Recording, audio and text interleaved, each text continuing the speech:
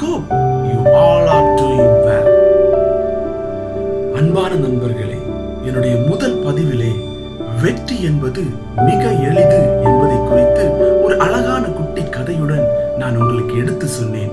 ஆம் நண்பர்களே, இந்த பதிவிலே வெற்றி என்பதற்கு எது அடுத்தபடியாக தேவை என்பதை குறித்து ஒரு சிறு கதையுடன் உங்களிடம் கூறலாம் என்று ஆசைப்படுகிறேன். ஆம் நண்பர்களே, வெற்றி என்பது மிக எளிது. உங்களிடத்தில் சிந்திக்கும் திறன் இருக்கிறதா? திறமை அற்று செயல்பட முடியாமல் இருக்கிற மனிதர்களை விட திறமை இருந்தும் தன்னுடைய சிந்திக்கும் திறனை இழந்து மன சோம்பலுடனே தன்னுடைய வெற்றி கனியை சுவைக்க முடியாமல் இருக்கும் இளைஞர்களும் மனிதர்களும் எத்தனையோ பேர் இருக்கிறார்கள். ஆம் நண்பர்களே, திறமை அற்று போனால் பரவாயில்லை, திறமை இருந்தால் ஏன் சிந்திக்க கூடாது? வாருங்கள், ஒரு சிறு கதையுடன் உங்களிடம் பேசுகிறேன். ஒரு ஊரிலே 2 நண்பர்கள் இருந்தார்கள். அந்த ஊர் என்பது கிராமமும் நகரமும் இணைந்த ஒரு பகுதியாக காணப்படுகிறது. அந்த 2 நண்பர்களும் மிகவும் நெருங்கிய நண்பர்கள். தங்களுக்குள்ளே என்ன தேவையாக இருந்தாலும் சரி, தங்களுக்குள்ளே என்ன கவலையாக இருந்தாலும் சரி, உடனடியாக பேசி தங்களுக்குள்ளே மன ஆறுதல் தேடிக்கொள்ளுவார்கள். என்ன திட்டம் செய்ய வேண்டுமானாலும் தங்களுக்குள்ளே பேசிக் கொள்ளுவார்கள். ஆம், நண்பர்களை பற்றி பார்க்க வேண்டாமா? யார் அந்த நண்பர்கள்? ஒரு பாம்பும் ஒரு ஆமை. ஆம், ஒரு பாம்பும் ஒரு ஆமையும் தான். இவர்கள் மிகவும் நெருங்கிய நண்பர்கள். நண்பர்கள் என்று சொன்னால் உங்களுக்கே தெரியும், தன்னுடைய கவலைகள், தன்னுடைய கஷ்டங்கள், தனக்கு என்ன தேவை இருக்கிறது என்பதை ஒருவரை ஒருவர் பரிமாறி தன்னுடைய மன ஆறுதலை தேடிக்கொள்ளுவார்கள். ஆமைக்கு ஒரு சிறப்பு தன்மை இருக்கிறது. மிகவும் மெதுவாக ஓடக்கூடியது மற்றும் தனக்கு ஒரு ஓட்டு பகுதி உண்டு. யாராவது அடித்தாலோ அதை தொட்டாலோ தனக்கு ஆபத்து வரும்பொழுதோ தன்னுடைய கை கால்களை கழுத்தை சுருக்கி அந்த ஓட்டினுள் அடங்கிக் கொள்ளும். பாம்பு மிகவும் வேகமாக செல்லக்கூடியது மற்றும் விஷத்தன்மை கொண்டது. 2 பேரும் நெருங்கிய நண்பர்கள். இவர்களுக்கு ஒரு பழக்கம் இருந்தது. அந்த பழக்கம் என்னவென்றால் நடைப்பயிற்சி. நாமும் மிகவும் சோம்பேறிகள், நடப்பதற்கு யோசிப்போம், பல முறை அலாரம் கூட வைத்திருப்போம். ஆனால் 5 மணி ஆனது, அலாரம் ஆஃப் செய்து விட்டு 6 மணிக்கு வைப்போம்.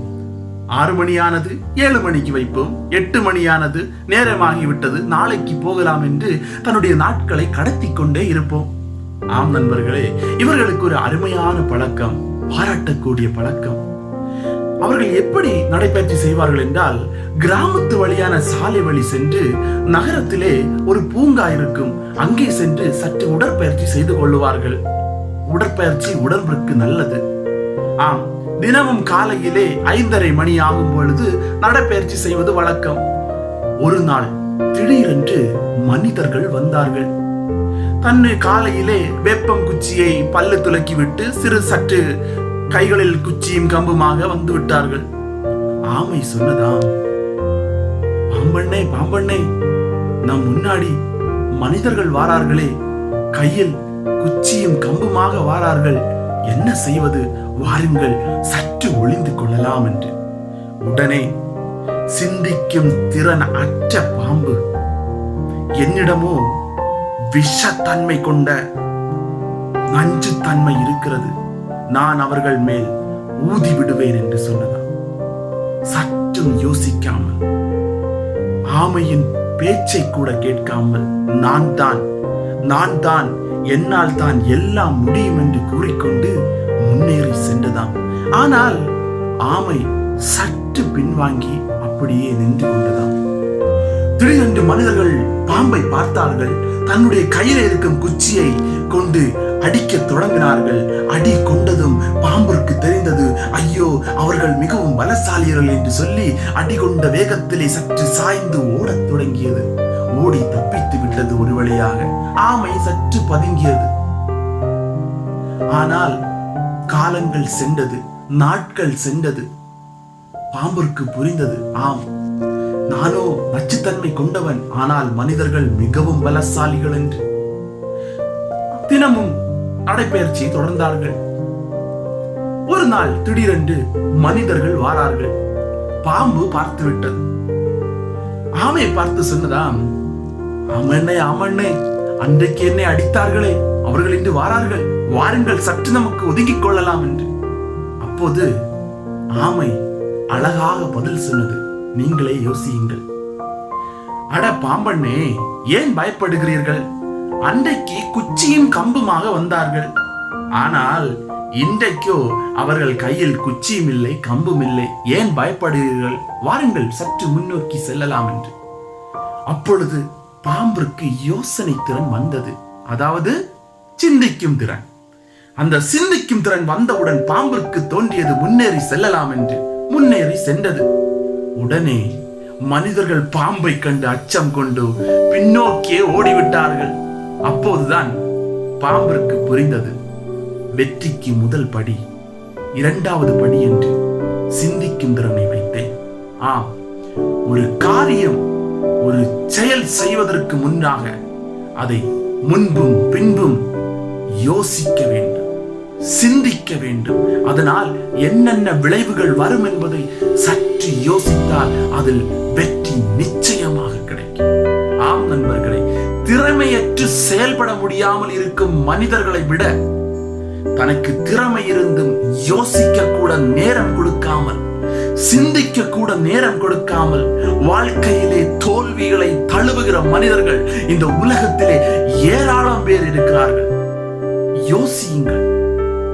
தனக்கு சூழ்நிலையும் காலமும் சாதகமாக இல்லாத போது சற்று பின்வாங்கிக் கொள்ளுங்கள். அதுதான் ஆமை செய்தது. சூழ்நிலை காலம் சற்றும் சாதகமாக இல்லை, அறிவுரைகளை கூறி பார்த்தது. ஆம் நண்பர்களே, நமக்குள் இருக்கும் மிகப்பெரிய கொடிய விஷம். அறிவுரைக்கு காது கூட கொடுத்து கேட்க மாட்டோம்.